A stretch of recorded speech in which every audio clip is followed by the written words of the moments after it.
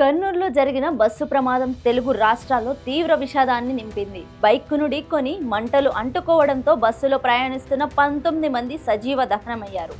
అయితే ఈ ప్రమాదంలో మరింత ప్రాణ నష్టం కాకుండా ఉండడంలో ఇద్దరు తమ వంతుగా సాయం చేశారు. వారిలో ఓ మహిళ బస్సు ప్రమాదం గురించి కర్నూలు ఎస్పీకి సమాచారం అందించగా అంబులెన్స్ కోసం చూడకుండా బస్సులో నుంచి బయటపడిన వారిని తన వాహనంలోనే హాస్పిటల్కి తరలించి ప్రాణాలను కాపాడారు. రియల్ హీరోలుగా నిలిచిన ఆ ఇద్దరి గురించి ఇప్పుడు తెలుసుకుందాం. వేమూరి కావేరీ ట్రావెల్స్ కు చెందిన బస్సు గురువారం రాత్రి పఠాన్ చెరు నుంచి బెంగళూరుకు బయలుదేరింది.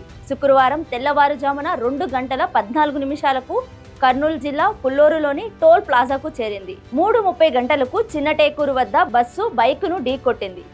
బస్సు కిందకు వెళ్లడంతో మంటలు చెలరేగాయి. క్షణాల్లోనే బస్సు మొత్తానికి మంటలు వ్యాపించాయి. బస్సులోని 19 మంది అక్కడికక్కడే చనిపోయారు. బైక్ పై వచ్చిన వ్యక్తి సైతం మృతి చెందాడు. అదే టైంలో పుట్టపర్తి నుంచి హైదరాబాద్ కు కారులో వస్తున్న హైమారెడ్డి అనే మహిళ కర్నూలు వద్ద జరిగిన బస్సు యాక్సిడెంట్ ను చూసింది. ఆమె అక్కడికి వెళ్లేసరికి బస్సు మంటల్లో తగలబడుతోంది. బస్సులో నుంచి అద్దాలు పగలగొట్టుకొని బయటకు దూకేసిన పలువురు తమ వారిని తలుచుకుంటూ ఏడుస్తూ ఉన్నారు.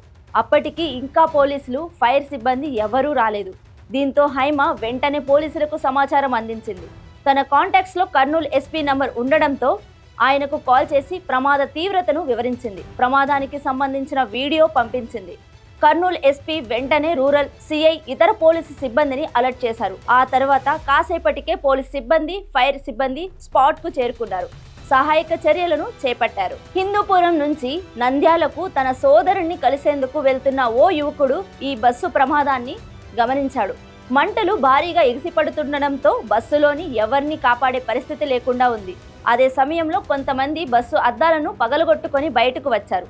బస్సులో నుంచి దూకడంతో వాళ్ళ తలలకు, కాళ్ళు, చేతులకు తీవ్ర గాయాలయ్యాయి. ఇది గమనించిన ఆ యువకుడు అంబులెన్స్ వచ్చేదాకా చూడకుండా తన కారులో 6గురిని ఆసుపత్రికి తరలించారు. దీంతో వారు ప్రాణాపాయం నుంచి బయటపడ్డారు. ఇలా ప్రమాద సమయంలో తమ వంతు సాయం చేసిన హైమాతో పాటు ఆ యువకుడిని నెటిజన్లు శబాష్ అంటూ మెచ్చుకుంటున్నారు. ఆ ఇద్దరితో పాటు ఆపదలో ఆదుకున్న ప్రతి ఒక్కరికి హ్యాట్సాప్ చెప్తున్నారు.